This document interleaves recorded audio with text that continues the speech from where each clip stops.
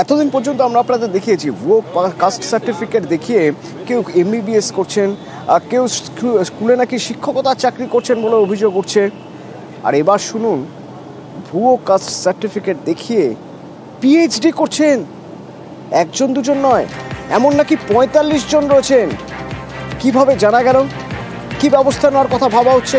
সোমরাজ রয়েছে আমার সঙ্গে, বলতে পারবে সোমরাজ?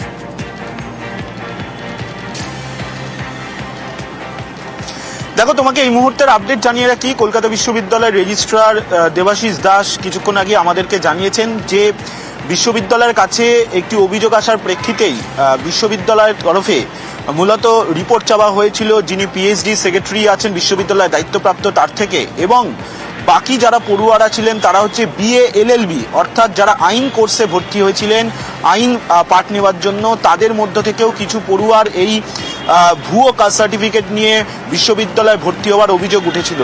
তো BA LLB কোর্স থেকে যেহেতু এই অভিযোগ উঠেছিল, ফলত LLB যিনি দায়িত্বপ্রাপ্ত সেক্রেটারি আছেন তার থেকেও রিপোর্ট চাওয়া হয়েছিল।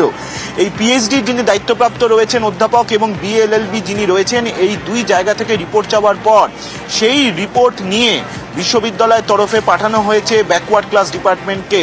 কিন্তু কলকাতা বিশ্ববিদ্যালয়ের রেজিস্ট্রার দেবাশিস দাস কিছুক্ষণ আগে আমাদের জানালেন যে বিশ্ববিদ্যালয়ের তরফে ব্যাকওয়ার্ড ক্লাস ডিপার্টমেন্টকে এই ভুয়ো কাস্ট সার্টিফিকেট নিয়ে তারা বিশ্ববিদ্যালয়ে পড়ছেন নাকি বা কাস্ট সার্টিফিকেটগুলো ভুয়ো নাকি সেটা যাচাই করার জন্য পাঠানো হলেও তৎপরতার সঙ্গে ব্যাকওয়ার্ড ক্লাস ডিপার্টমেন্ট তার উত্তর এখনো পর্যন্ত দেননি। ফলত এই পরিস্থিতিতে দাঁড়িয়ে বিশ্ববিদ্যালয় কি পদক্ষেপ নেবে সেটা এখনো পর্যন্ত বিশ্ববিদ্যালয়ের কাছেই স্পষ্ট নয়। আমরা এই খবর দেখানোর পর কলকাতা বিশ্ববিদ্যালয়ের রেজিস্ট্রার একটি বৈঠক ডাকেন আজকে সকালবেলায়, এবং তারপরেই বিশ্ববিদ্যালয়ের রেজিস্ট্রার কিছুক্ষণ আগে আমাদেরকে জানাচ্ছেন যে তারা চিঠি পাঠিয়েছিলেন ব্যাকওয়ার্ড ক্লাস ডিপার্টমেন্টকে, কিন্তু ব্যাকওয়ার্ড ক্লাস ডিপার্টমেন্ট এখনো তার উত্তর দেননি।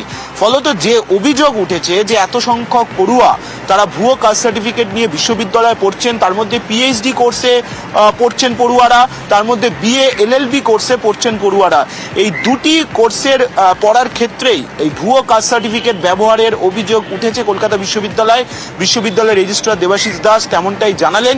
এবং তারা আবার একটা রিমাইন্ডার দেবেন ব্যাকওয়ার্ড ক্লাস ডিপার্টমেন্টকে, যাতে ব্যাকওয়ার্ড ক্লাস ডিপার্টমেন্ট অবিলম্বে এই যে কাস্ট সার্টিফিকেটগুলো নিয়ে তারা ভর্তি হয়েছেন সেই কাস্ট সার্টিফিকেটগুলো বৈধ না অবৈধ সেটা যাতে অবিলম্বে পাঠানো হয়, সেই রিমাইন্ডার আবার বিশ্ববিদ্যালয়ের তরফে খুব শীঘ্রই দেওয়া হচ্ছে বলেই বিশ্ববিদ্যালয়ের রেজিস্ট্রার জানাচ্ছেন। ফলত সব মিলিয়ে গোটা বিষয়টি নিয়ে কলকাতা বিশ্ববিদ্যালয়ের অন্দরে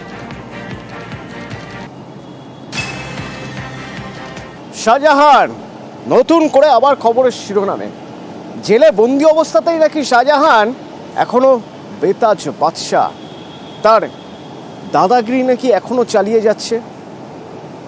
সন্দেশখালীর শাহজাহান এখনো পর্যন্ত সন্দেশখালীতে নিজের কর্তৃত্ব বজায় রাখছে জেল থেকেই। কিভাবে? বলা হচ্ছে সরবেরিয়ার জমি দখল করে যে মার্কেট করেছিল, সেই জমি ছিল কার? জমি ছিল যে পরিবারের, মণ্ডল পরিবারের, তাদের নাকি জেলের মধ্যে থেকেই এখন হুমকি দিচ্ছে শাহজাহান। একটু ডিটেলে জানি।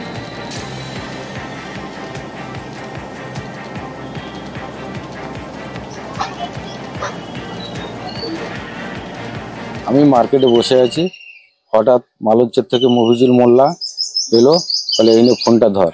আমি কে ফোন করেছে? বলে শেখ শাহজাহান। বলছে বলে তোদের ব্যবস্থা করে দেবো, তোরা মার্কেট নিয়ে খুব উৎপাত করছিস, বাড়ি ঘরদের ভাঙচুর করে দেবো, বম মেরে দেবো, সব তোদের বাড়ি ছাড়া করবো। ওই ইমিডিয়েটলি হঠাৎ আমরা খুব আতঙ্কের মধ্যে আছি।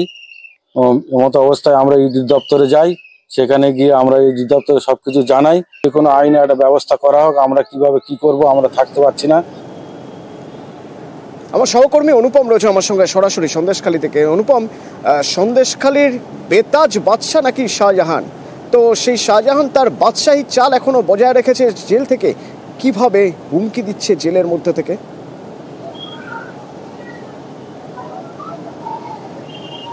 হ্যাঁ দেখো অতনু, এটাই সব থেকে বড় প্রশ্ন। তার কারণ এই যে শেখ শাহজাহান যে মার্কেট এই যে শাহজাহানের মার্কেট, এই খবর আমরা দেখিয়েছিলাম 2024 সালের 7ই মার্চ আমরা দেখিয়েছিলাম যে মণ্ডল পরিবার, এখানকার যে মণ্ডল পরিবার, সেই মণ্ডল পরিবারের জমি জোর জবরদস্তি দখল করে এই শেখ শাহজাহান মার্কেট তৈরি করেছিল শেখ শাহজাহান। এবং সেই সময় মণ্ডল পরিবার কিন্তু ইডি সিবিআইয়ের কাছে এবং বিএলআরওর কাছে কিন্তু অভিযোগ দায়ের করেছিল, এবং সেই অভিযোগের ভিত্তিতে কিন্তু সিবিআই কিন্তু শেখ শাহজাহান মার্কেটে আসে বারংবার মণ্ডল পরিবারের সঙ্গে কথা বলেন, মণ্ডল পরিবারকে সিবিআই দপ্তরে ডেকে ইডি দপ্তরে ডেকে তাদের কাছে জিজ্ঞাসাবাদ করে, এবং সেই প্রক্রিয়া কিন্তু চলতে থাকে। এরপর গত কয়েকদিন আগে এই মণ্ডল পরিবার কাছে শেখ শাহজাহানের অনুগামী মফিজুল মোল্লা, যে শেখ শাহজাহানের মাছের আড়তে কাজ করে, সেই মফিজুল মোল্লা এসে রবিন মণ্ডল, এই মণ্ডল পরিবারের এক সদস্য রবিন মণ্ডল, তাকে বলে যে ভাই ফোন করেছে। ভাইটা হচ্ছে শেখ শাহজাহান। রবিন মণ্ডল যখন ফোন করে যেই হ্যালো বলে, তখনই উল্টো দিক থেকে গলা স্বর আসে যে আমি শেখ শাহজাহান বলছি, এবং তারপরে রবিন মণ্ডলকে রীতিমতো হুমকি দিতে থাকে এবং তাকে এমন শাসানি দিতে থাকে যে তোরা এই জমিটা নিয়ে রীতিমতো বাড়াবাড়ি করছিস, তোরা বিভিন্ন দপ্তরে যাচ্ছিস, তোরা থেমে যা, না হলে তোদের বাড়ি ভাঙচুর করা হবে, তোদের বাড়িতে বোম মারা হবে, এবং তোদেরকে মারধর। শাহজাহানের কাছে ফোন রয়েছে, শাহজাহান যে কাউকে থ্রেট করতে পারে সেটার সবচেয়ে বড় প্রমাণ, হাতের কাছে সবচেয়ে বড় উদাহরণ তার মানে এই মফিজুল। কারণ মফিজুলের ফোন করেই তো হুমকি দিয়েছে শাহজাহান বলে অভিযোগ উঠছে। তো মফিজুলের সঙ্গেও আমরা যোগাযোগ করেছিলাম, কি বলছেন একবার শুনুন।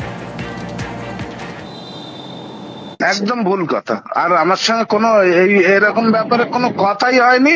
টোটাল আপনার ফালতু মিথ্যা অপবাদ দিয়ে কোনো লাভ সম্পূর্ণ ভিত্তি। কৈখালীতে শুরু বাঁধ তৈরির কাজ। প্রাকৃতিক দুর্যোগে সেখানে ভাঙে একাধিক বাঁধ। প্রত্যেক বছর বর্ষাতে রীতিমতো আশঙ্কায় ভোগেন গোপালগঞ্জের মানুষজন। অবশেষে শুরু হলো বাঁধ মেরামতের কাজ। কৈখালীতে কংক্রিটের বাঁধের কাজ শুরু হয়েছে, আর যার ফলে স্বভাবতই খুশি সেখানকার বাসিন্দারা। আমাদের সঙ্গে রয়েছেন প্রতিনিধি অর্পণ।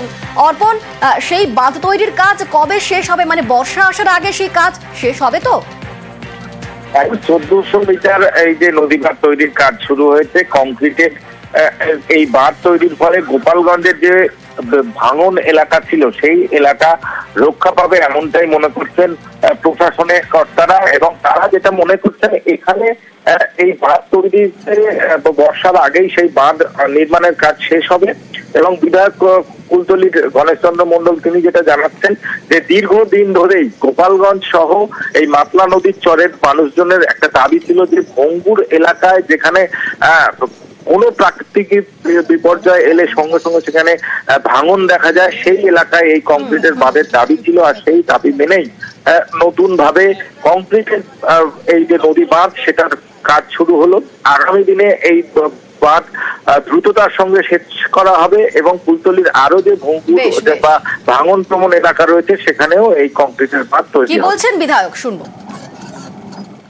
আমরা যারা সুন্দরবন নদী বেষ্টিত এরিয়ার মানুষ, যাদের আমাদের নদী উপকূলবর্তী এরিয়া বসবাস, এখানে প্রতি বছর 2-3বার প্রাকৃতিক বিপর্যয়, বিভিন্ন বিপর্যয়, নদী বাঁধ ভেঙে মানুষের চাষ জমি, মানুষের ঘর বাড়ি বিভিন্নভাবে ক্ষতিগ্রস্ত হইতো। এখানে প্রায় 1500 মিটার মতো রাস্তা, মানে নদীর বাউন্ডারি একদম খুব সুন্দরভাবে কংক্রিটের নদী বাউন্ডারি হচ্ছে। এবং এখানে বিভিন্নভাবে পর্যটকরা আসে, এবং সুন্দরবনের একদম প্রবেশদ্বার বলা যায়। সেই জায়গা থেকে এই নদী বাউন্ডারি প্রায় 10 কোটি টাকার ব্যয়ে এই নদী বাউন্ডারি নির্মিত হচ্ছে।